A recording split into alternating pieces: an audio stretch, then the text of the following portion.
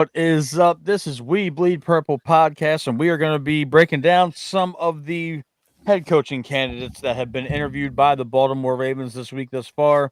Our first two candidates of our preview shows for these gentlemen are Minnesota Vikings defensive coordinator Brian Flores and former Cleveland Browns head coach uh, Kevin Stefanski. So it's been a hot and heavy week of interviews, Wilcox, since the Ravens let John Harbaugh go. And here we are now. We're seeing a lot of names pop up, some familiar, some not so Wow. familiar. Vance Joseph, Davis Webb from the Broncos, Anthony Weaver. We'll talk about those guys later on in our next couple of shows. But tonight is all about the one of the leading candidates is Brian Flores. I know that's your guy. I think that he has an inside track for the job as well, just Yeah. based on experience. Now, before we kind of break our candidates down that we chose to pick for this show, I want to lead this off by saying that after thinking about it a little bit, Okay, and Matt. Okay, let me find out. Okay, go ahead. thinking about it a little bit, I don't really know if this roster is fit for a first time head coach. That the more you think about it and the more you look at this roster, Mhm. not a lot needs to be fixed in terms of personnel. You need to get a pass rusher. You need to get a couple interior offensive linemen, maybe another defensive tackle. Yep. Cornerback is shaky, but they invested a lot in it. And with Marlon's cap hit this year, I don't think he's going anywhere. Being as though it's close to $30 million. Mm-hmm. So I think we're stuck with another year of Marlon by proxy just because of the money. I don't think they're going to eat close to 30 million in dead money or whatever it might be. Yeah. But I was thinking about it. Some of the guys that are coming up are popular coordinators in the same vein that Mike McDonald was a couple years ago for us. I just don't know if any of these guys are going to be able to handle the pressure of Lamar Jackson, Derrick Henry, and all these superstars we have. I'm not saying it's ego driven. I'm just thinking to myself, are these guys going to respond well to a first time head coach? Hmm. And our Super Bowl window has rapidly closed over the last 3 years. I really think that Lamar Jackson needs to get a deal done so we can facilitate a couple more years of the window being open. But I Mm-hmm. wanted to get your thoughts first because I believe the Ravens are going to be are going to be better served by hiring a guy that's already been there, done that in the terms of the head coaching world. 100%. I feel the same way, Matt. I think I said it on our last episode when we was talking about Harbaugh being fired. I just didn't think it made sense for us to go get a first-time head coach when you're right now ready to go to a Super Bowl. I mean, before this season started, I mean, let's face it. I mean, everybody, every single Ravens fan in the world, even people that wasn't Raven fans thought we was going to be in the hunt for a Super Bowl title this year.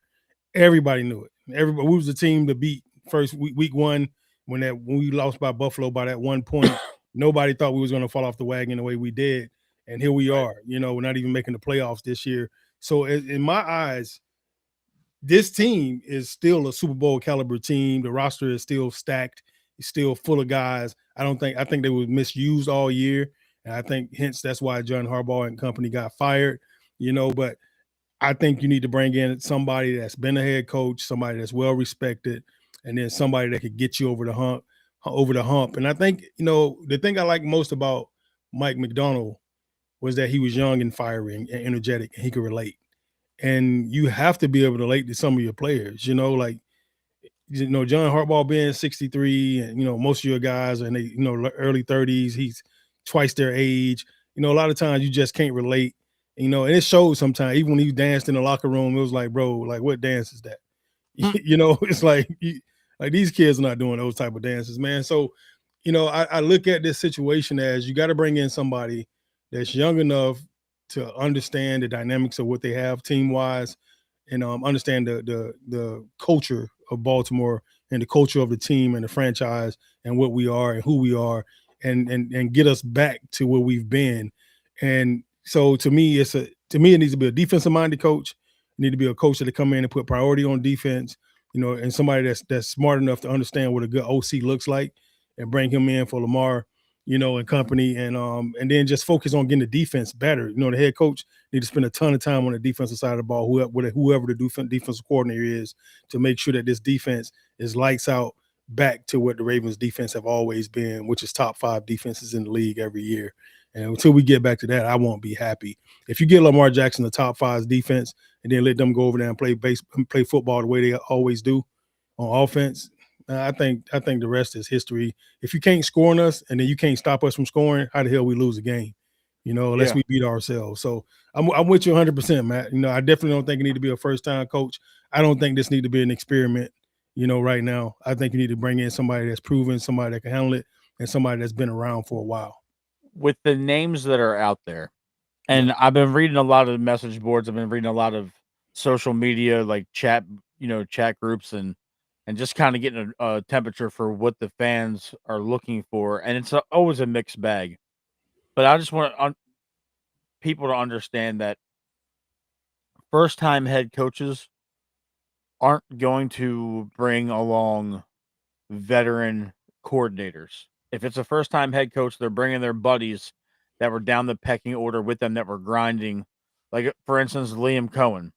He brought his there's not veteran defensive and offensive coordinators in Jacksonville, So it's not going to be one of those things where John Harbaugh comes in 2008 and Rex is still here. It's not going to be one of those situations. Right. You can't realistically expect us to hire somebody like Clint Kubiak and think that somebody like Mike McDaniels is going to take the offensive coordinator job when he's still interviewing for head coach. Right. There's 8 vacancies, including us. So it's slim pickings on who's going to go where. We all know the first domino is going to be Harbaugh. John Harbaugh is going to make his choice probably later this week or early next week. And then you're really going to see other teams start to kind of hire guys once they lose out on the John Harbaugh sweepstakes. Stefanski's going to get a head coaching job somewhere. McDaniel's probably going to get a head coaching job somewhere. Minter, Kubiak, they're all going to get hired. It's just a matter of where. Yeah. But Harbaugh seems to be the linchpin to this entire thing. But I kind of want to lead off the show, if that's cool, with Stefanski. Now, we talked about Stefanski a lot, being as though he's been the Cleveland Browns head coach. So we've seen him for the better part of the last half dozen years. I know I'm going to preface this by saying that I know that you didn't like the way that he handled Shador. He lost me. Yeah. He lost you with Shador. Because I was thinking about it, and I was talking to a couple of my homeboys at work that I bounce talking points off of, and to kind of, get ready for this. I agree with you about the way he handled Shador. I also believe he was put in a precarious position because I don't even think the GM wanted Shador. This was a Jimmy Haslam thing that was forced onto everybody. And I think it's crazy that he waited until the last possible minute to play Shador. And I understand that, but I'm looking at it from the Browns' perspective.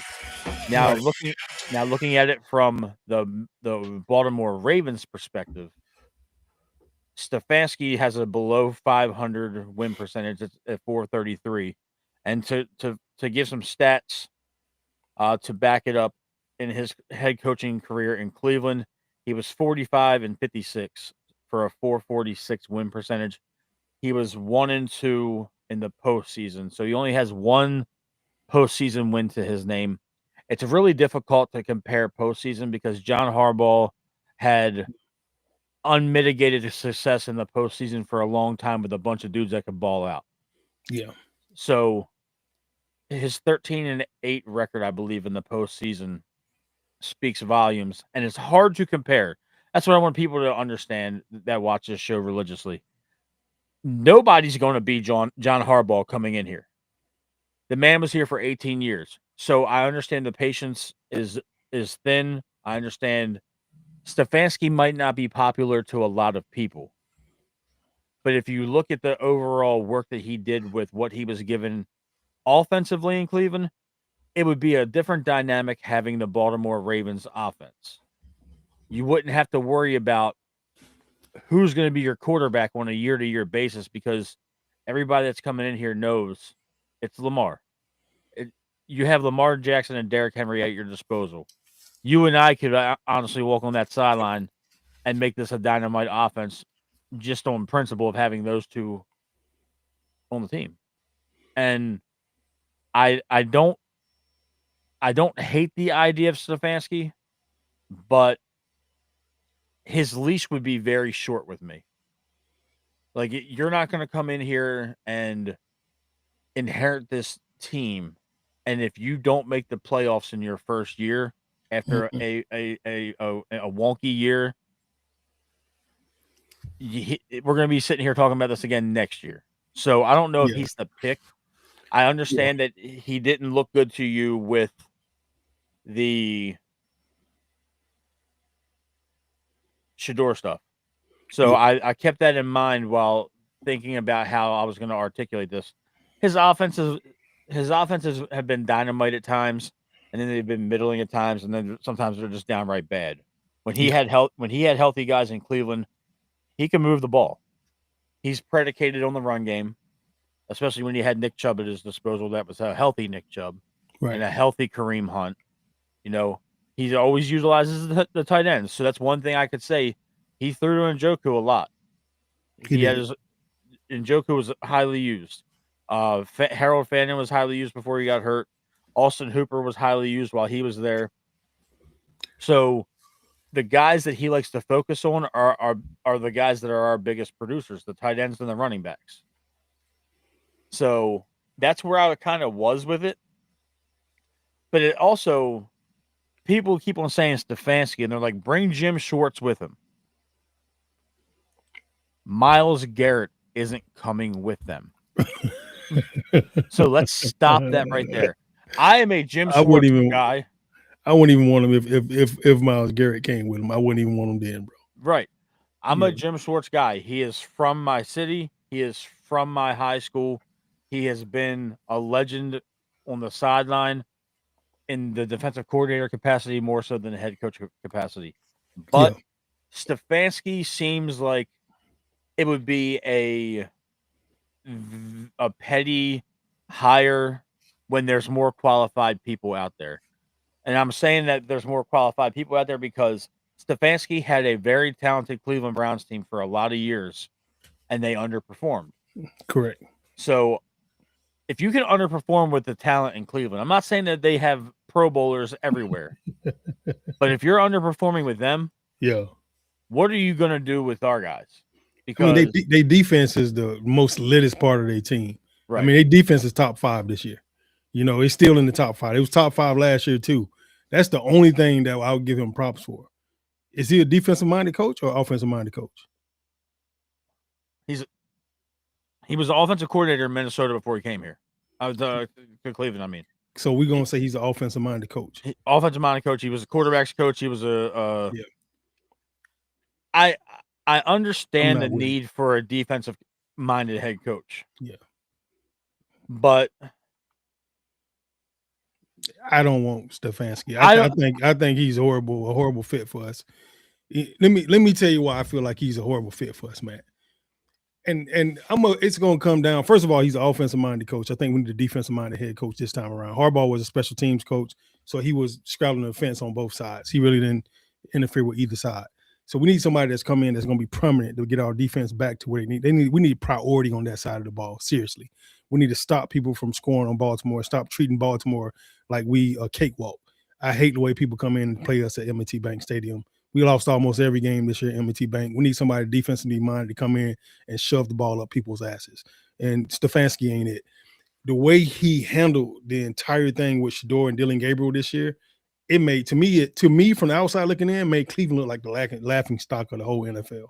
Like every week, it was a mockery. Like you just tell the media Shador is off limits. Don't talk to him. It just was. It was no professionalism there at all. Shador was in the media every single week.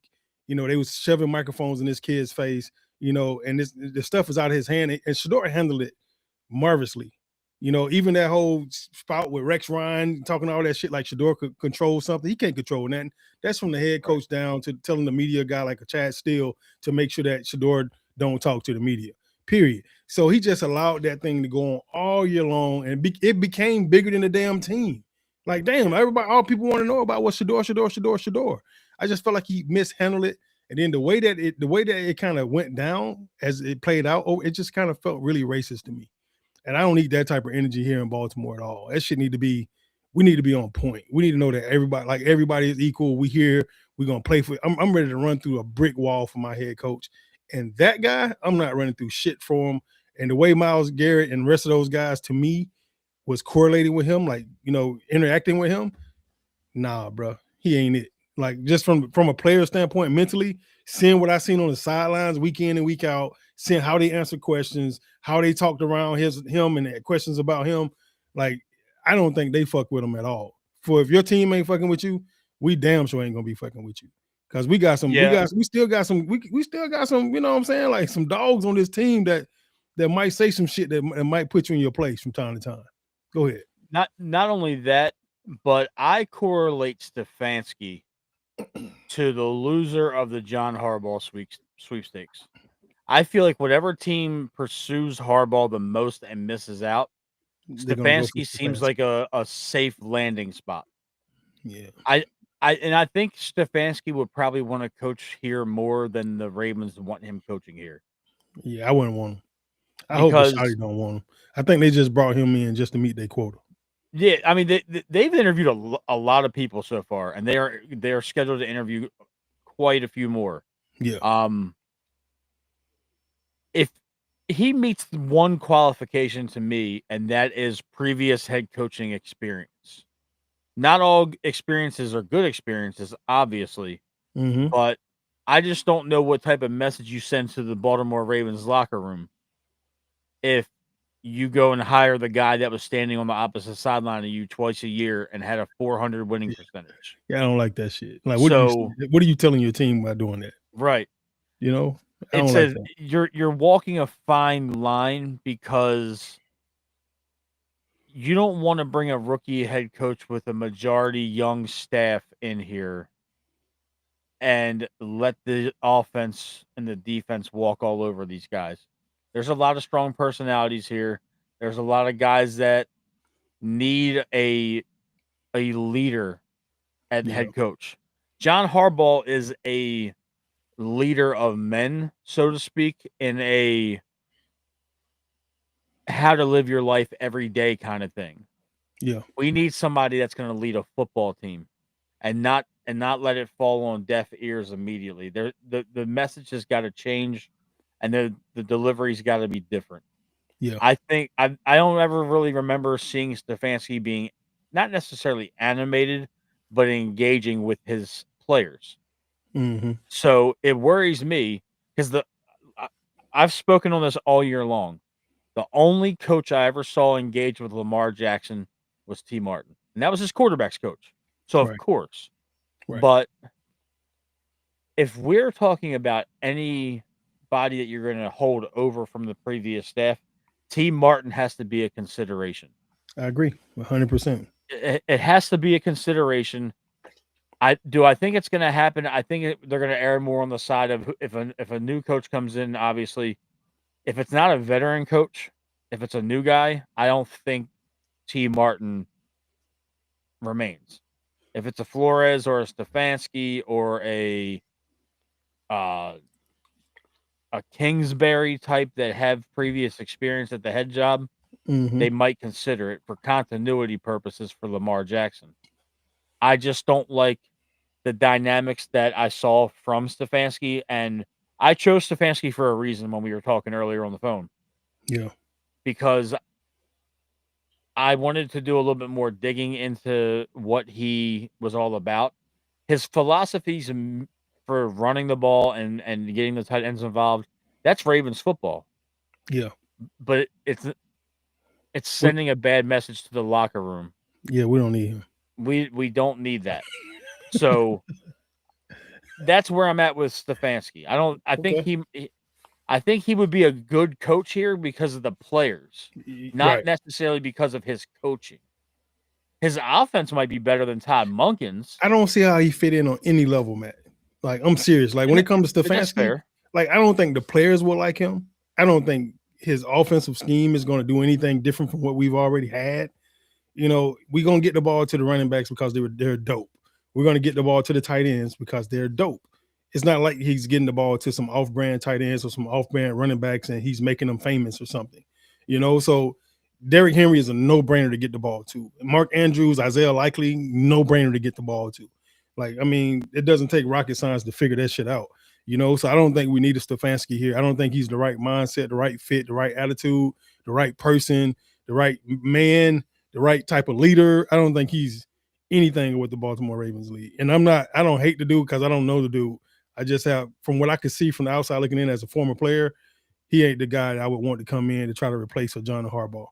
One thing I can say about John Harbaugh is he gave us 18 years of consistency, where he wanted us to come out. He wanted us to be a well-coached team and look good and stuff. Like, these last 3 or 4 years, we just haven't been well coached, and that's the thing that's gotten me. And there's something I heard Mike Tomlin said that made a whole lot of sense. And I'm not quoting this verbatim, but he said something like, he said, as coaches, we get to keep doing this, but these guys' windows of opportunity as players is very small. So every year he's going to treat it like it's a Super Bowl year, because you don't know these guys might not ever be able to do this shit again after this season. Hell, like Tyreek Hill was the most explosive receiver we've seen. He breaks his leg this year, and all of a sudden, there's no more Tyreek Hill. Right. It's that simple, man. So we can't take for granted the time that Lamar has, and the injuries he's has been minuscule in comparison to what it could have been. With the type of blocking that he's had. This this filet around we had all year this year was horrible. Yeah. And I don't want to see another year of that shit. And I don't think that somebody that could come in and they not take heed to what happened this season and not understand like how detrimental for Lele play was to this offense, Voorhees, and how detrimental the game plans were with Monken. Like, I like Monken. I think he did some really great things sometimes, and he did some phenomenal things out there. And when he coached, he was in his bag. We both was on the same page, but Monken was in this fucking bag tonight. But then there was those games where it's like, bro, what happened to the game plan? Did you do a game plan this week? Perfect example of what you're talking about is you bench Derrick Henry in the last 12 minutes of the game one week, and then the next week you give him the ball almost 40 times. Exactly, bro. Like, what shit. It was so inconsistent. And Todd actually took a lot of ownership on the Ryan Ripken show talking about that. And I can give him props for that. He said that he didn't have the greatest relationship with Lamar Jackson. He didn't coach him up to the best of his abilities. It's honestly, that's Harbaugh's fault. Yeah, it is. And the thing is, he paid the price for that.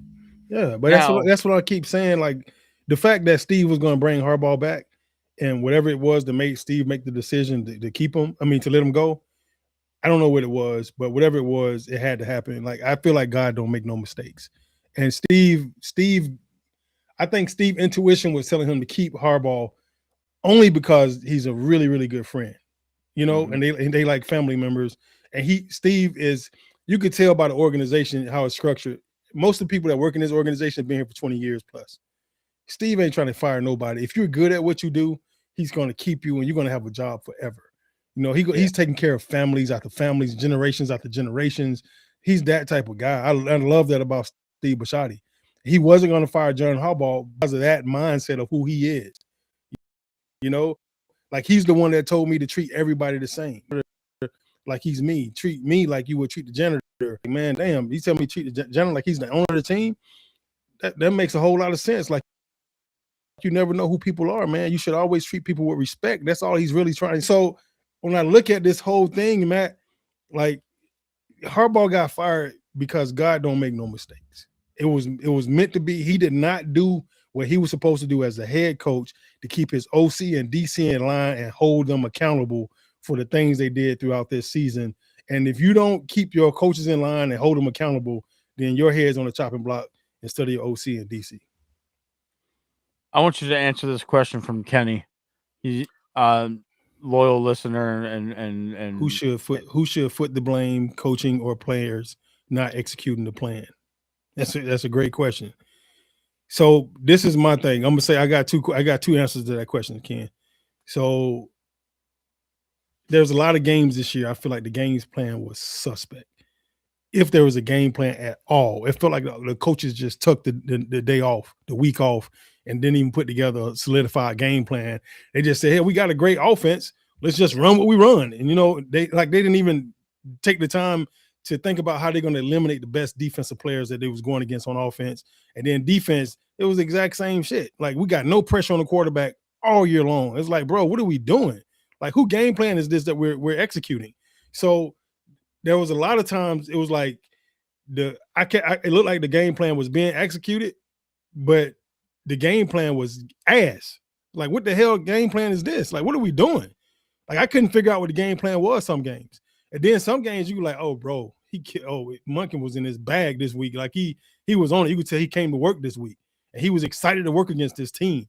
It was certain teams he felt like they really put it together on offense. And there were certain teams that felt like they didn't do nothing on offense at all. They just went in with their playbook and just felt like we was better than them and we should win. And they didn't take the time to put together a real game plan. And then you put the players in bad situations because the defense did their due diligence. And they was on your ass when you called it, when you lined up a certain way and you did this a certain way or did that or moved or motion a certain way. They knew exactly what you was doing. They was calling the play out before it happened. And it was 4, 5, 6, 10 guys at the damn ball every time you try to hand it off to Henry or anybody else. And they took advantage of all your weak links, Voorhees and Falele. They took advantage of them week in and week out. I didn't mean to cut you off. I'm sorry. No, you good, man. Go ahead. Answer. Talk.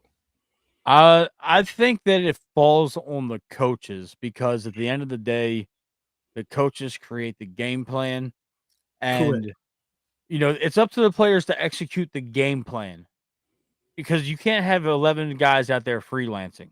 You can't. That's not how the NFL has ever worked. It's more intricate and more in depth now than more now than it ever has been. And you played in the league a very long time, and it was intricate then, and it's probably only gotten crazier now with the longer terminology and the longer play calling and all that. And I think that the players gets to blame because they're on the field. But if you're not game planning accordingly or the other team's coaching staff prepared better, you're not going to win. Is it? So that's why it's called any given Sunday. Any given Sunday, correct. But let's look at some of the games this year. Kansas City, Buffalo. We were out-coached. We weren't outplayed. Mm-hmm. We were out-coached. We were out-coached against the Houston Texans. Shit. We were out-coached against the Detroit Lions. I know they beat our asses on the field, those two teams in particular. They beat our asses, but they were more prepared. It wasn't more athletic than us. They weren't more athletic. The talent is there to do it, but it's coaching, and I feel like they rested on the laurels of the last 2 years before this, that they had a dominant team and that it was mostly the same guys returning Wilcox, and it's like they almost didn't have to coach because they knew what they had already. Yeah. And I'm not trying to say that Harbaugh didn't try and Monken didn't try and Orr didn't try, but kind of akin to Harbaugh's beginning of his tenure here, Wilcox. Yeah. Look who he had on the team. I said the same thing too. It was almost like he was cheating. Like he gets so much credit for that Super Bowl when most of that team was still billet guys. Damn, you got Ray Lewis and Ed. You got Ray Lewis, Ed Reed, Terrell Suggs, Haloti Ngata, Jarrett Johnson. You got all those guys, bro. Like, you had a stud defense, bro. A freaking stud defense. And then when you think about all the Hall of Famers that came through this damn place, like, come on, man. You won a Super Bowl with probably 4 or 5 Hall of Famers on your team. And it's absurd when you think about it in that manner. He really, his coaching deficiencies were pretty well masked the first 5 years he was here. And he won a Super Bowl in that time frame. Yeah. But then he went on that 3-year stretch where he missed the playoffs after the 2012 season. A couple years later, he missed the playoffs, I believe, in 15, 16, and 17. Yeah. And he was heading towards getting canned in 18, and Lamar obviously came in, and the rest was history.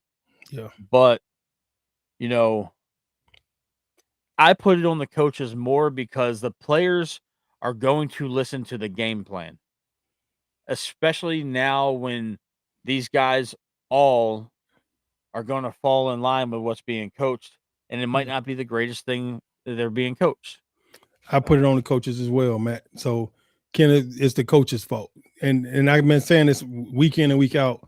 Hell, we used to have this saying when he was in Baltimore: either you coaching that shit or you allowing it to happen, right? So either I'm coaching the players to do what they do every single rep, every single play, or I'm just allowing them to do whatever the fuck they want to do. If they doing what they back when I played, if you did what you wanted to do and you didn't listen to your coach, you was on a first plane ticket, on your first way ticket, a one-way ticket back to your hometown. They was cutting your ass, and they're gonna play the guy that's gonna listen. So if the player's not listening, they need to be punished for not listening to that shit. And a lot of times punishment is losing your damn job and your seat.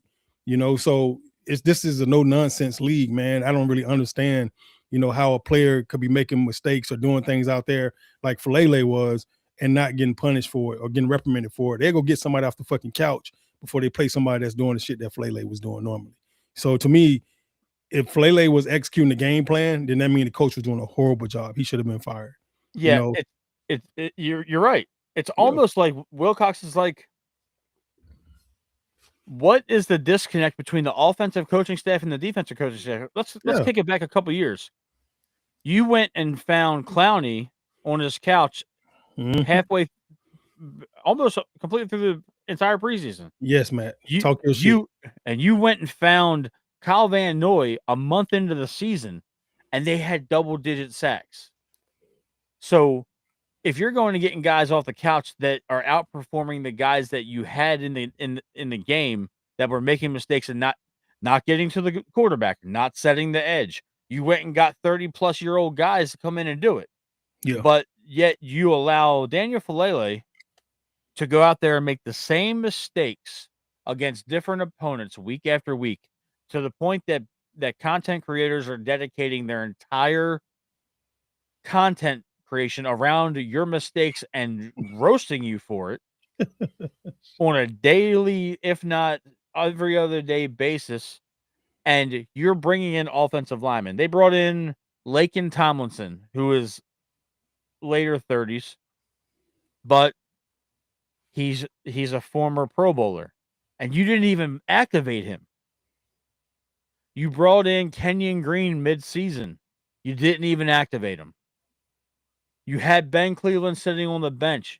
You didn't play him. When Emory Jones was healthy, you still kept him as your third guard when he outplayed both of those guys when he got into the game. So it's willful ignorance on the part of the offensive coaching staff. Like you said, Harbaugh had the power and the ability to stop this shit from happening. Sure did. So the offensive line coach is still trotting the same starting five out during warmups. Todd Monken is still running teams with the same five guys, Wilcox. And then Harbaugh is watching this shit with a dumbass look on his face every single week. And it's so hard because if we want to go back and look at majority of Derrick Henry's big runs and big playmaking series and drives and all that, majority of his yards are cutbacks or getting to the outside and just being faster than everybody else. There's not a lot of yards that came this year off the backs of Falele and Voorhees opening holes. Yeah.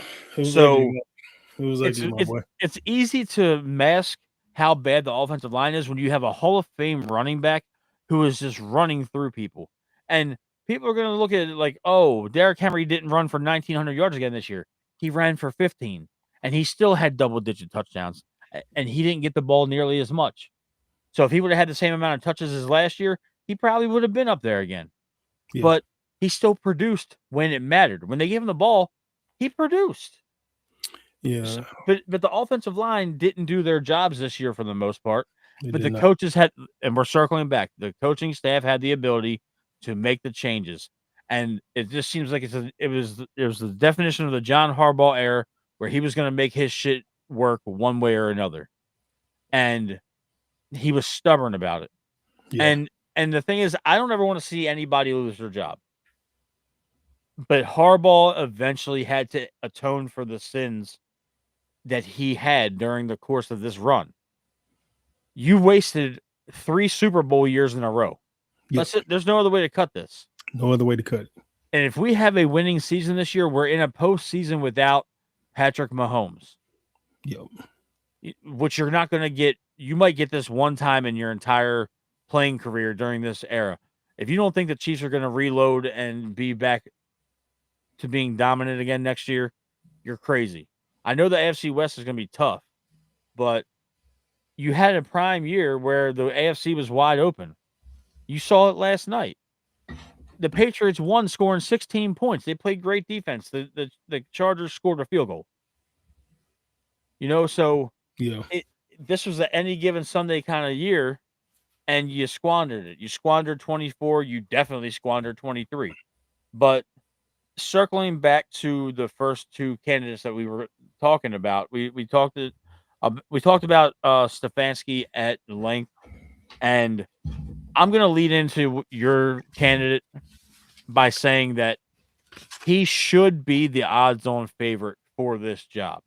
Hey, hold up, Matt. Hold on. He should be. Let me talk about my guy first. I'm gonna let you talk your shit. But I appreciate you, brother. I appreciate you. If we're talking about guys that have that edge to them, this is a guy. Brian Flores, Minnesota Vikings defensive coordinator. Wilcox, take it away. All right, guys. So what me and Matt decided to do to just kind of break down at least one coach a piece of who the Ravens are actually interviewing right now, the coaches that they're actually interviewing. So I had Brian Flores tonight. So I did my research on Brian Flores. His middle name is Francisco. My boy is Brian Francisco Flores. He's from Brooklyn, New York. So he got some shit to him, and he's Honduran. He's a February kid, born in February. He started his career off in the New England Patriots, and he started off in the scouting department. He was with the Patriots for 10 years, won 4 Super Bowls with the Patriots now. 4 Super Bowls. He was in 6 total, but won 4 with them. Okay, in those 10 years, he was there from 2008 to 2018. When he left the Patriots, he went to while he was in the Patriots, he started off in the scouting department, then he went into special teams, and then offensive side of the ball. Then he switched over to the defensive side of the ball, and then he was able to coach DBs, safeties, and linebackers. And then the last Super Bowl the last Super Bowl that he was in that they won, he actually had play calling duties that year. So he was actually D coordinator, but he didn't get the title as D coordinator because Belichick, I guess, decided to keep the title himself. But Brian Flores was actually the D coordinator in this winning Super Bowl that the Patriots won that year, which I thought was pretty daggone dope. That led to him getting the head job at Miami. He went down to Miami the first year. They kind of sucked ass. They was like 5-11 or something like that. And then the next year they bounced back and had like an 11-5 year. Had a great year the next year, or 10-5 or 10-6 or something like that. And then the next year they went like 9-8, almost where we were this year, 9-8. And that wasn't good enough for the Dolphins. And they fired him, and it was everybody felt like it was a wrongful termination. Like, what? They just getting started? The Dolphins sucked all these years. You get a guy to come in the second year, he go damn near 11-5. And then the next year he goes 9-8. And then they fire him. And then he sues the NFL for wrongful termination. And then Mike Tomlin ended up giving him a shot at Pittsburgh. He comes in as a defensive assistant in Pittsburgh. And then the next year he gets the DC job. He gets the defensive coordinator job over in Minnesota. So the last couple of years he's been in Minnesota, been at DC the last 2 or 3 years, and he's done a phenomenal job over there. Each year they've stopped the run. What Ravens have always done is stop the run. They've been a top 3 in stopping the run the last 3 years in a row. And this last year They actually had a phenomenal year. They was one of the, I think they was like top 7 defenses in the league last year, this past season 2025. So I think let me give you what I had stat wise. So they gave up 333 points last season. This season, they averaged 19.6 points per game. I always tell Matt the goal is to keep the team underneath 21 points. So they only averaged 19.6 per game. So they did that damn job by keeping people under 21 points every game. If you do that, you're supposed to win every freaking game in this league. And then they were 7th in the NFL, with points allowed. All right. They was tied for 4th in the league with 49 sacks this year. And then they had 13 fumbles. They led the NFL this year in fumbles, which I love because the Ravens have always been a team to lead the NFL in the turnover battle. I love that. I love that. I love that. And I love that. 49 sacks, 33 takeaways, 24 interceptions, leading the NFL in forced fumbles with 13. They had a cornerback that I think had 2 forced fumbles in the game, 2 fumble recoveries, and 2 touchdowns in one game, which was the first time it's ever been done in NFL history. I love that for him as well. And I think he has the right shit to him, the right amount of shit to him. Even the fact that he tried to sue the NFL, like you got to be bold as hell to do some shit like that.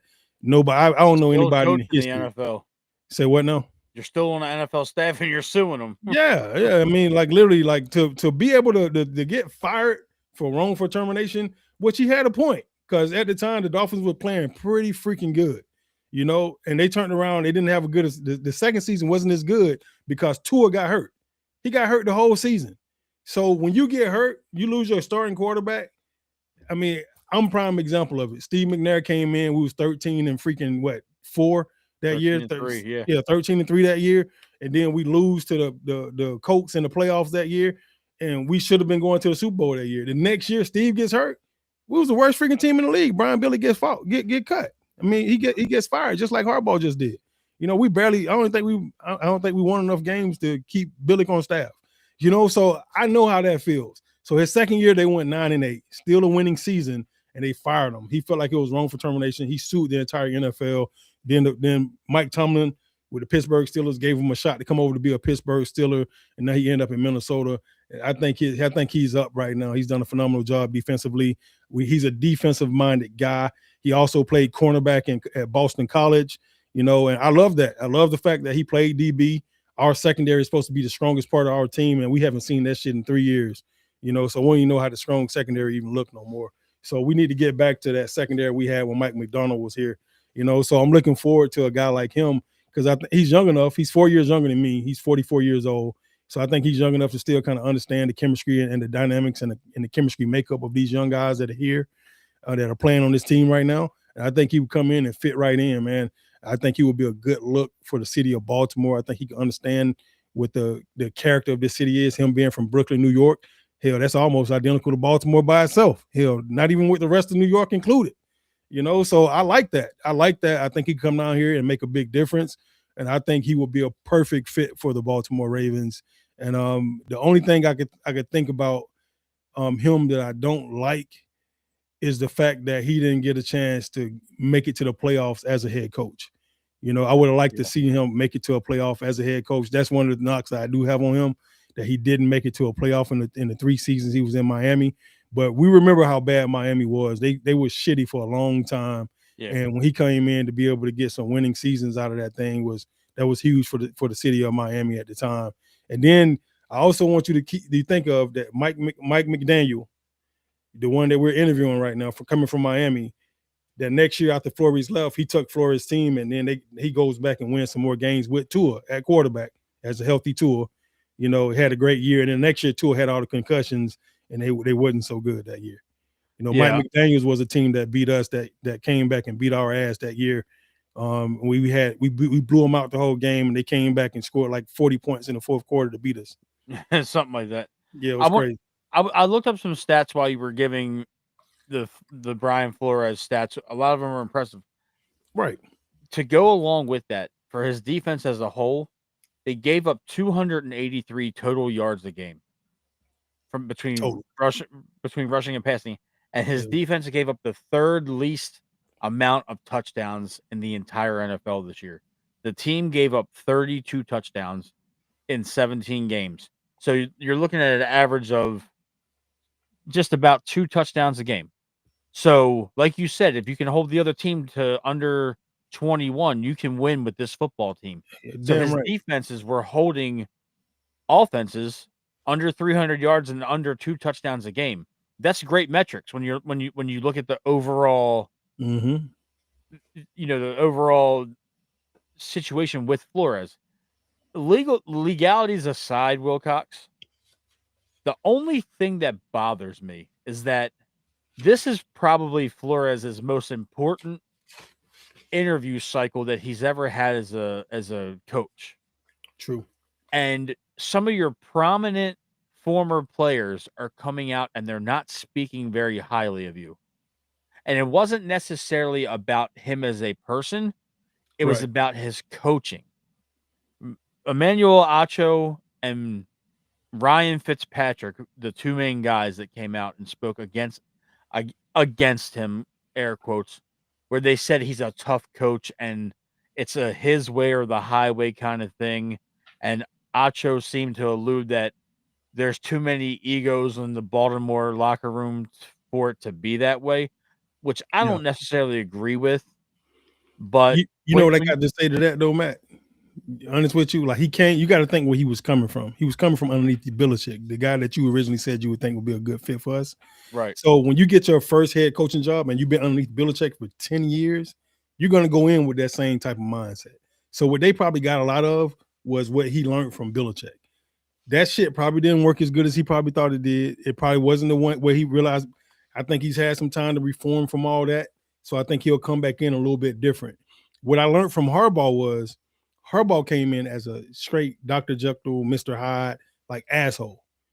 And he was a hard. And he came in so hard and such a hard ass, like a wrecking ball, that he set the standard for what he wanted his team to be. And he wanted us to try to fall in line. Right. And the thing we had way bigger personalities than what the Ravens have right now, and that shit didn't work as well as I think he wanted it to. But he also was able to come in hard enough to be able to lighten up over time. Acho is trash. He also came in hard enough to be able to lighten up over time. And as a parent, that's exactly how you got to be. You got to be hard on your kids, and then you can lighten up over time. But if you ease on your kids, they're gonna run all over your ass. So right. you got to treat it the same way as a coach. You got to come in kind of hard and stiff at first, and then you can always loosen up and lighten up over time. That's exactly what Harbaugh did.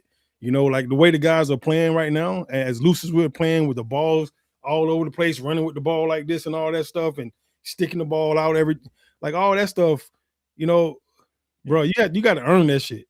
And I'm not saying this team didn't earn it, but the stuff that they're doing is the stuff that cost us games week in and week out. And that's a lack of discipline. Coach don't lighten up a little bit too much, you ask me. Yeah. Now, I'm looking at it from this perspective as well. Yeah.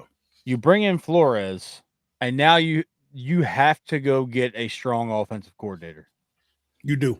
You have to go get it because the thing is, you can kind of take a gamble on a linebackers coach or a secondary coach to be a promoted defensive coordinator because Flores is such a great defensive mind.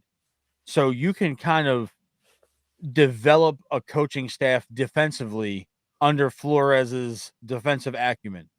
But Right. with this offense, you can't go and get somebody less than.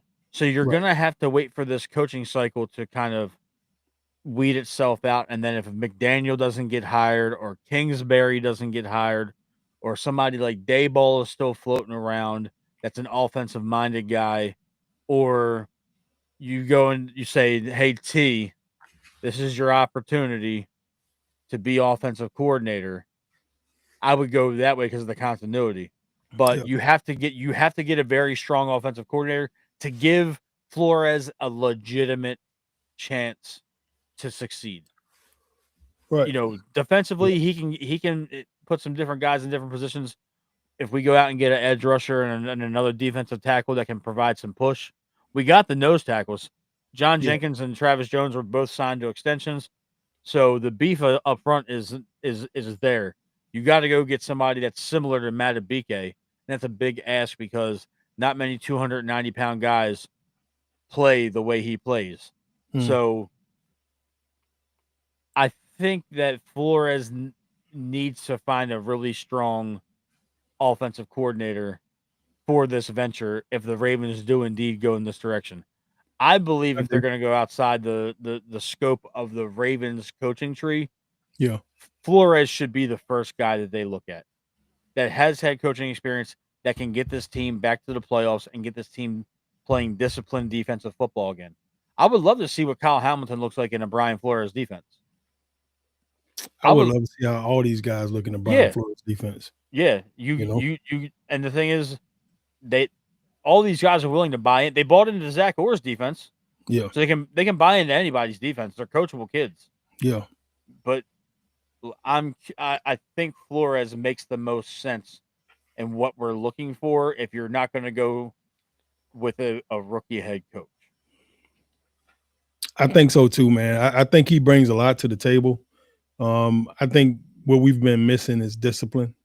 I think what we've been missing is true game plans. I really think we had an opportunity to do some great things this season, and we didn't take advantage of those opportunities. I went back before we got on tonight, man. I went back and looked at that Buffalo game, the first game of the year. And as I watched that game, the Buffalo got the ball first. They drove downfield, scored with ease on our defense. Like I was like, oh shit, like that shit was too easy. Mm-hmm. Then we get the ball, we go right back down the field on their ass, and we end up kicking the field goal. And then they get the ball, we stop them, they punt it to us, and then Derrick Henry goes the hell off. Two long break runs, 2 long runs. We go down, score a touchdown. Derrick Henry looked like fucking King Henry the first half of this game. I mean, I felt like he had 100 yards first half. And then the second half, the third quarter, I think he got one run, got hit in the backfield right away. He had another big ass run in the third quarter, and then they didn't give him the ball no more to the fourth quarter. Then he got like two balls towards the end of the fourth, and then that's when the fumble came. And that kind of started like the cycle of him fumbling for like the next 3-4 weeks or whatever. But as I watched that game, there was a moment before halftime where we was up by 10, and then they got up by then they hit a field goal and cut it down to 7. And then we get the ball back and we go right back up down the field. We kick another field goal, go back up by 10. They had like 49 seconds left on the clock. And then we let Josh Allen throw the ball downfield twice. They get back in field goal range and kick a field goal going into halftime and go back down by 7, going into halftime. There's no way they should have been down by 7, and I started watching. I'm like, bro, like, what the fuck? Like, I'm like, this shit, like, we saw all the signs were there the first game of the year. All the signs was there. There was a Justice Hill fumble. Lamar gave him the ball. He fumbles the bitch, and he scrambles back to go back and picks up the ball. We lose like maybe 15 yards on the fumble, but he was able to recover it. So nobody talks about the Justice Hill fumble because he recovered it. But that shit was a horrible play. He was running with the ball, and the ball just falls out of his arm, and it goes backwards. And he has to go back, run back, and get it and recovers it. And then that puts them in a better field position as well, to go down the score. And it's, we had the lead the entire game. They didn't get the lead to the very last second of the damn game.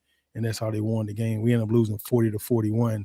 And as I looked at that game, there were so many moments in that game that I just felt like coaching was crazy. It wasn't very good. The defense was thrown all over. Josh Allen ran all over us. Dalvin Cook, oh my God, he had to play so damn nasty that game. A couple plays, he just ran all over us that game too. James Cook. Yeah, James Cook. Yeah, he ran Dalvin, all. Yeah, he ran all over us that game, bro. It was unbelievable. Like, I couldn't believe it was the Ravens defense watching that game again. Like it everything that happened throughout this season showed up in that very first game of the year. Luke missed a field goal. He missed a that field is goal so that game crazy too. that you just correlated it as Yeah, a foreshadowing. yeah. It's wild. Man, I'm And telling you, everything you could think of happened in that game. Go ahead.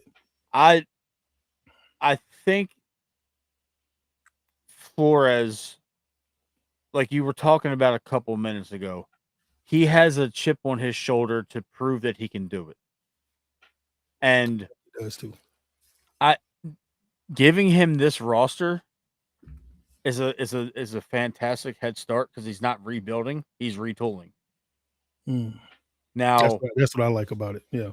yeah, it's minor adjustments. Pass rush, interior line. Obviously, Eric's got some work cut out for him. He's got to re-sign Linderbaum.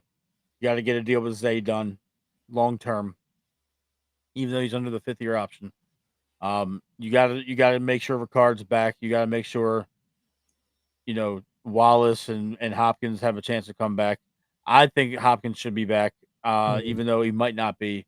It all depends on who the coach is, that he comes back. But I like Flores, and the thing is, a lot of people are saying that the NFL legal issues are going to prevent him from getting a head coaching job. If there's 8 vacancies right now, if Flores doesn't get one of them, there's something wrong. He was right. He was right. Exactly. If he goes through all these interviews, by mathematical definition, there 25% of the head coaching jobs are available in the NFL, 8 of 32. So you mean to tell me that 8 teams are going to pass up on Flores? I don't think there's 8 better candidates out there right now than Flores. I don't think so either. So the proof isn't just in him as a coach and the lineage from the Belichick tree and all that. The dude has a fantastic defense for a team that didn't win a lot of football games. So you can clearly see it wasn't just his fault. The offense didn't score this year. They also had a bad quarterback situation. Right. The worst thing they did was probably let Darnold and Daniel Jones out of that building. So, but that's on the general manager. I do think Flores has what it takes to be a head coach here. And I think that he has the grit that you're talking about, being from Brooklyn. The bio was fantastic, by the way. You did the damn thing on that. That was very. I'm sure you wrote it all down on a notepad too, instead of making. Of course, man. I mean, of course. Instead of taking notes on your phone. There's only one way to do this thing. Man, the similarities between you and my pops are crazy. You write everything down on paper. Technology is a no-no. Well, the reason why I write things down, because I don't remember things through text message. I only remember things that my hand kind of writes for some reason. It's weird. But I mean, that's how I learned all my plays. I mean, I took great notes, so I'm a note taker, man. You have to be. If you want to be successful in this world, you got to take great notes. Yeah.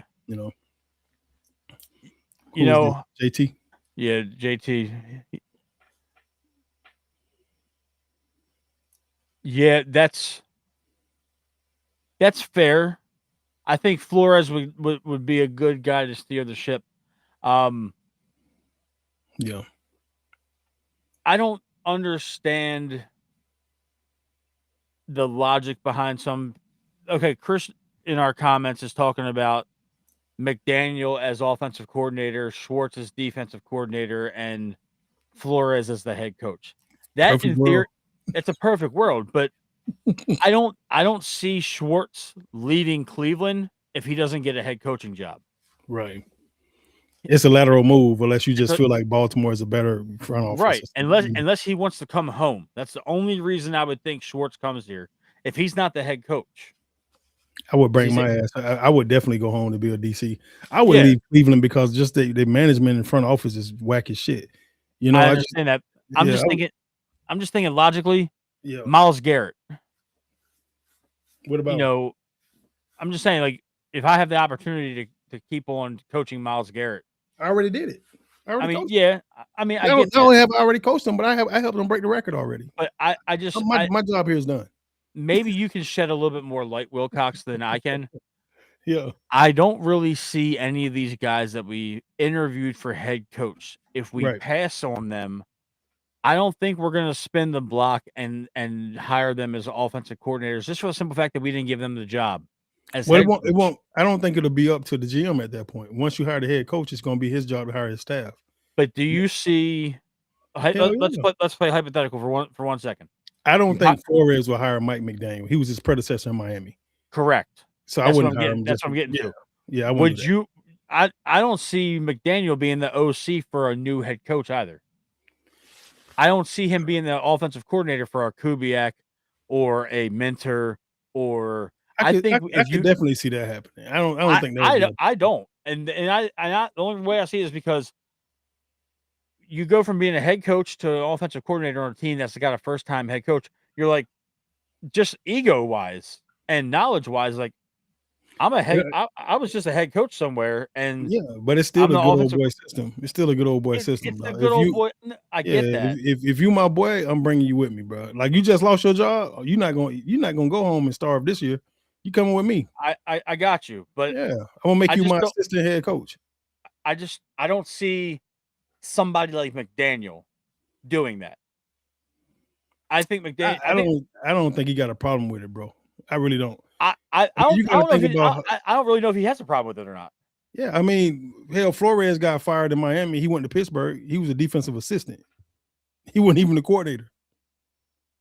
You know, like that's usually what happens to head coaches. Like when they get fired, you know, they usually go be somebody else OCDC, like Dan Quinn, you know, freaking all these guys, you know, Raheem Morris, all these guys. Yeah, Raheem been the head coach in Tampa before.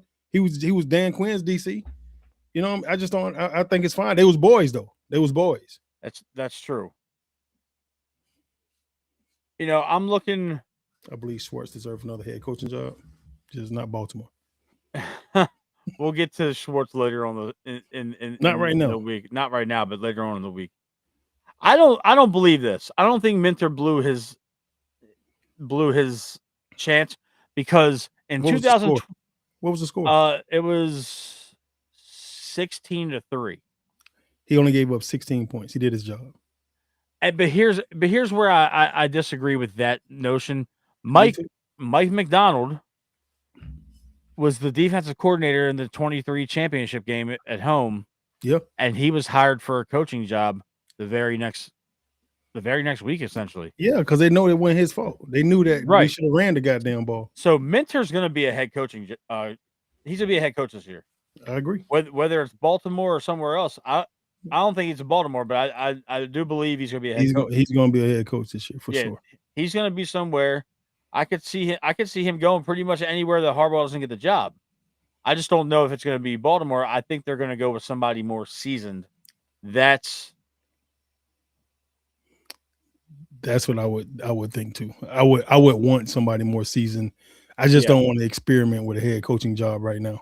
You know, and two other names that popped up, they're not available, but LaFleur from Green Bay and Tomlin have both popped up as possibly losing their jobs after this weekend. Yeah. Now I'll say this, and I might catch some flack in the comments. You'll take Tomlin in a heartbeat. Tomlin would be our head coach Wednesday. You don't want him. You would take him. If Pittsburgh gets rid of him, Tomlin should be on a plane to Baltimore Wednesday morning if he gets fired on Tuesday afternoon. I love Mike Tomlin, but I've heard guys complain about Mike too, though.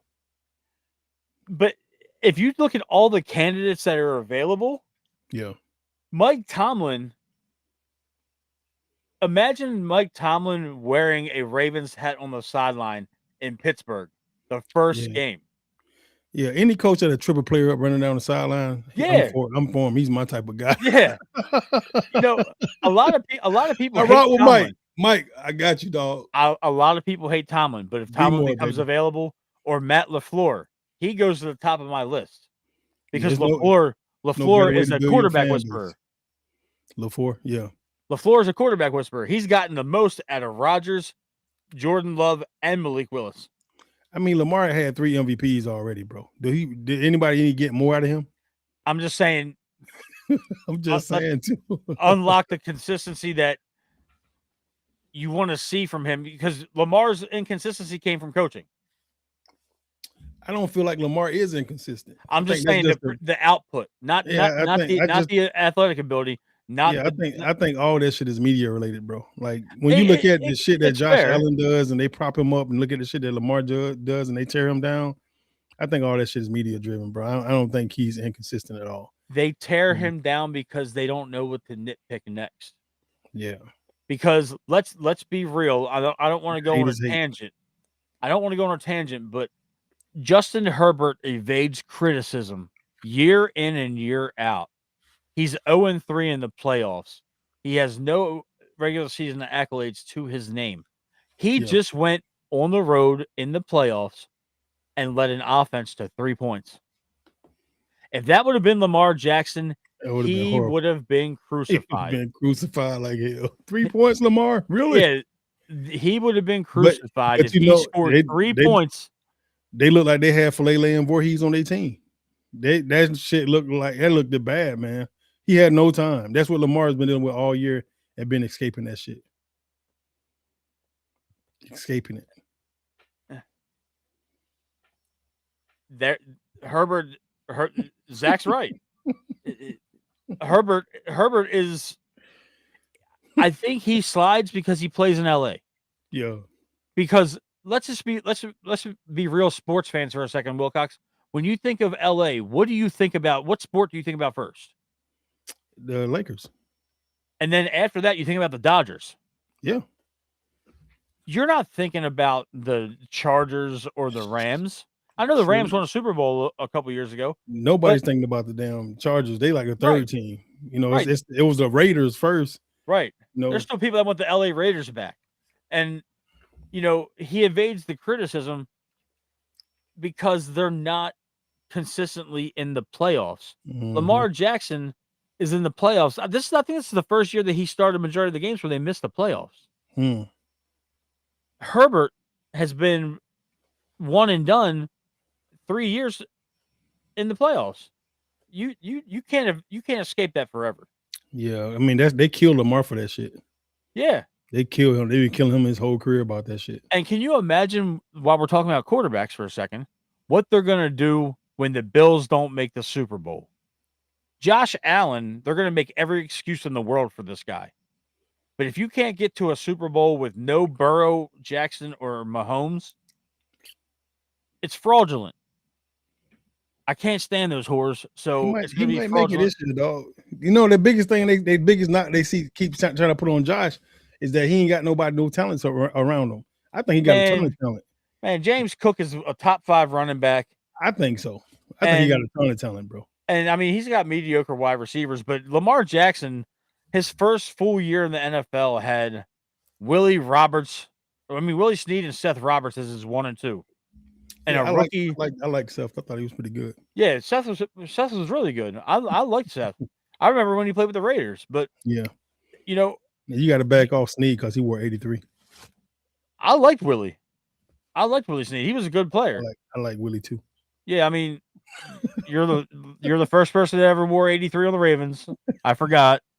I wasn't. I wasn't. It was Johnson. He had 83 before me. Yeah, Patrick Johnson. Yep, Patrick Johnson, and then I think Ron Johnson had it too. I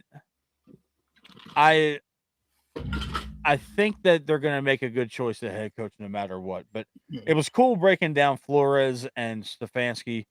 I know we got a lot of coaches to break down, and I really think that we can kind of escape doing a deep dive on like the passing game coordinator from the Broncos, Webb.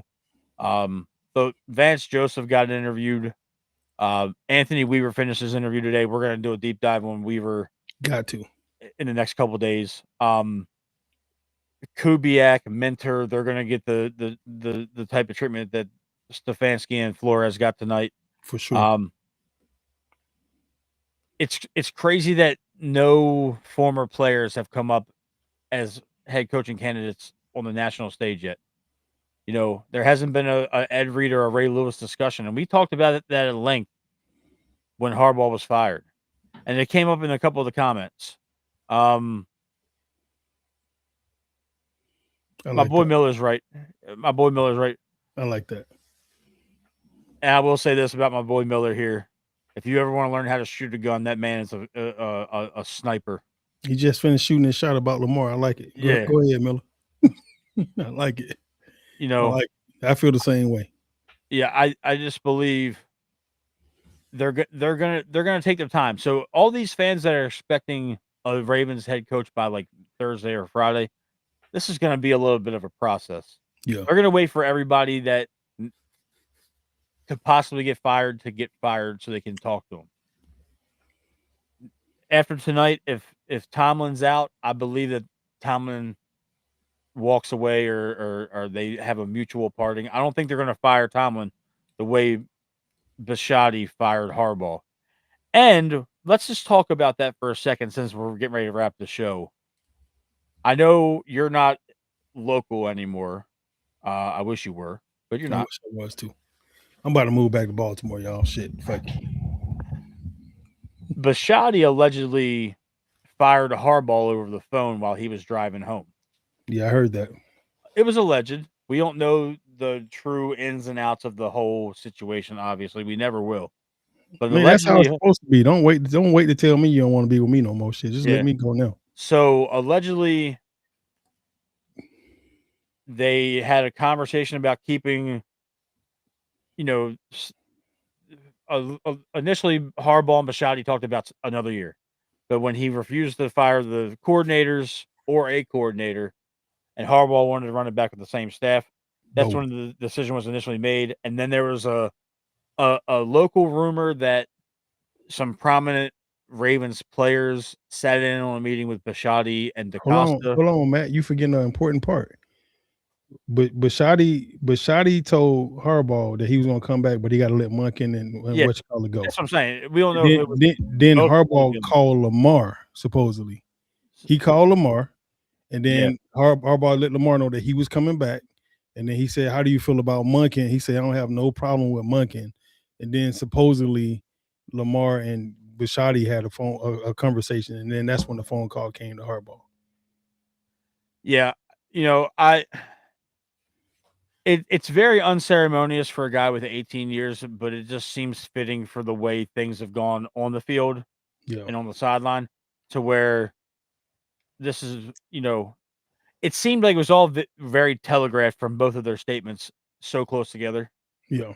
So it was in the works for a while. Um, Well, you know what I told you early in the year, like the only way they was gonna fire Harbaugh, is if I told you I would have fired Harbaugh. That way everybody goes. But usually a head coach, of his magnitude, just coming off a year like he had last year in the last 2 years, usually they'll get a chance to fire OC or DC. And Harbaugh's not right. the guy that's gonna fire them during the season because of the fact that he's not gonna take over play calling. And you said it was going to be or early in the year. I remember Yeah, that. I thought they was gonna let one of them go, but somebody was gonna have to take over play calling, which I thought at the time it would have been Chuck Pagano, you know. But what can you do, right? So if you don't fire your OCDC, then the head coach got to go. It's Yeah. simple. That shit real simple. The head coach got to go. Somebody has to take the fall for what happened this year. You paid a lot of money for these guys to come out and play football. Yeah, you had some injuries and shit that you could have overcame, but even when it was time for you to have to coach for real, you shit it down your leg. When Yep. Lamar wasn't out there to save your ass, we looked like the worst team in the league, bro.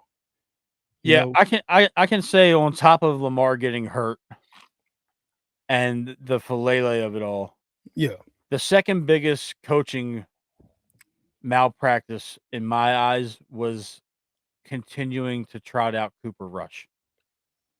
Because I believe if Snoop plays every single snap, I hmm think we probably have one more win, and hmm, we probably played this weekend. true, So that's my theory to it. yeah. All this, everything was a perfect storm. Like you talked about it for the last 2 years we've been doing this show.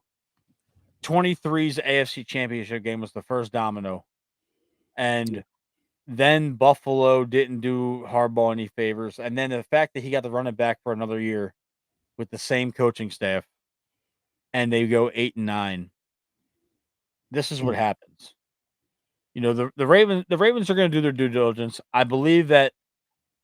I don't know this as a player. You might know this as a player, but I'm almost positive that if they involve Lamar Jackson and other players in the decision to move on from John Harbaugh, they're going to be heavily involved in who this next head coach is. yeah.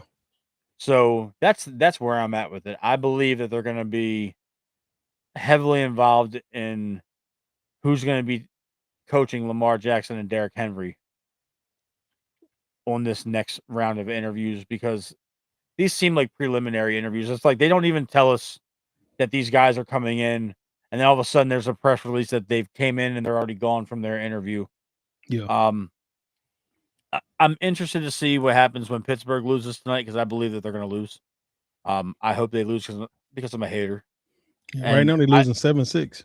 yeah, I hope they lose. I hope they don't score anymore. That's just Yeah. me being a hater. See, I'm always torn, man. I feel like if we lose, then somebody in our division need to take it all. You know what I'm saying? I don't So know. I don't. Not in our division. Maybe in the conference. that's how I feel. I'd be like, if whoever beat me, damn it, they need to win the whole thing. That'll make me Wilcox, feel better about losing. you played against the Pittsburgh I Steelers did, and I always at felt the least same a way. dozen times I in your life. hated losing to them. Every time we lost, I said, I hope they win it all, bro. That at least make me feel like I lost to the Super Bowl champs. I'm a hater to the truest form. Yeah, you are, Matt. You are. I hate on the Steelers. I hate on the individual players. I hate on old ladies. I don't give a shit. I'll hate on anybody. I don't care. I will never say that I'm not a hater. I'm a hater in the truest sense of the word. Yeah. You know? They got a picture of you with that Paul Wall picture. Yeah. Don't let me get money because that's gonna be me in real life. Don't let me get money.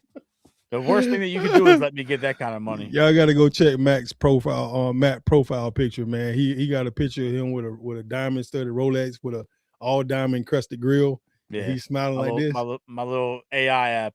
With his That shit AI app. Yeah, It's hard though. It's a hard picture though. Yeah, That's it him. is. That's him Hard. hating on the Steelers right there with that. I posted that picture the minute we fired John Harbaugh. That was my John Harbaugh sayonara right there. That's crazy, bro. That's crazy.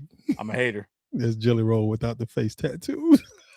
Your little brother shooting. He's shooting, Matt. He's shooting. Your little brother shooting shots. That is funny. And here's the crazy thing, though, Wilcox. He looks just like me. He does, bro. Like, you can't tell y'all apart. I saw that picture you posted with him, and Ray. I was like, which one is Matt? I mean, he's got more red and less gray. Other than that, we're identical. I'm a little bit taller. According to that picture, I'm taller. Paul Wall and Tall Paul. Yeah, but I'm glad that we're on the search for a good our next head coach.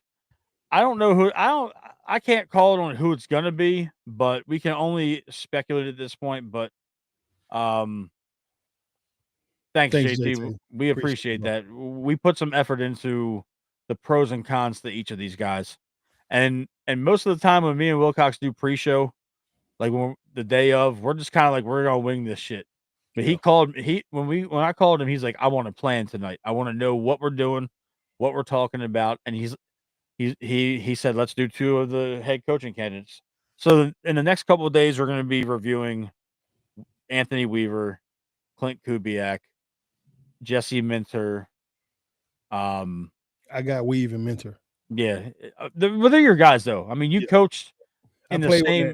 You played with Weave though. Yeah, I played with Weave. Yeah, Minter left right before I got to Baltimore. I mean, right before I got to Georgia State, and he was like I told you, me and him talked a lot because I was there mentoring some of his corners that he just left. Yeah, so I know that Weave is your guy. Y'all played here together for a little bit, and for sure. We'll talk about the Mike McDaniel of it all, and we'll talk about Kubiak and those type of guys. Mike LaFleur is also on the Ravens' radar. Mm-hmm. I believe he's a little brother to Matt LaFleur, and I think he's the Rams' either offensive coordinator or quarterbacks coach. But we'll talk about these guys more. Thank you, everybody, for tuning in for the last 80 minutes of your night. It's Monday night. It's the first day everybody's back to work. But thank you all for interacting and, asking us your questions and, sharing your comments. We'll be back to preview Anthony Weaver and Clint Kubiak on our next show. Mm-hmm. And that's a wrap, folks. Make sure you like, subscribe, and set your notifications to We Bleed Purple Podcast on YouTube. You can find us on X at We Bleed Purple Pod, on Instagram, We Bleed Purple Pod. You can send us questions. You can, comment on everything, share it with your friends, your group chats. Wilcox, where can everybody find you? Man, you can find me on X at Coach Wilcox, and you can find me on IG at Daniel.Wilcox. Thank you guys so much for tuning in tonight. We do appreciate all the questions. And, it helps, man. I tell you what, it helps a lot. Appreciate you guys tuning in. We can't say it enough. And thank you guys for liking and subscribing. Bird Gang out.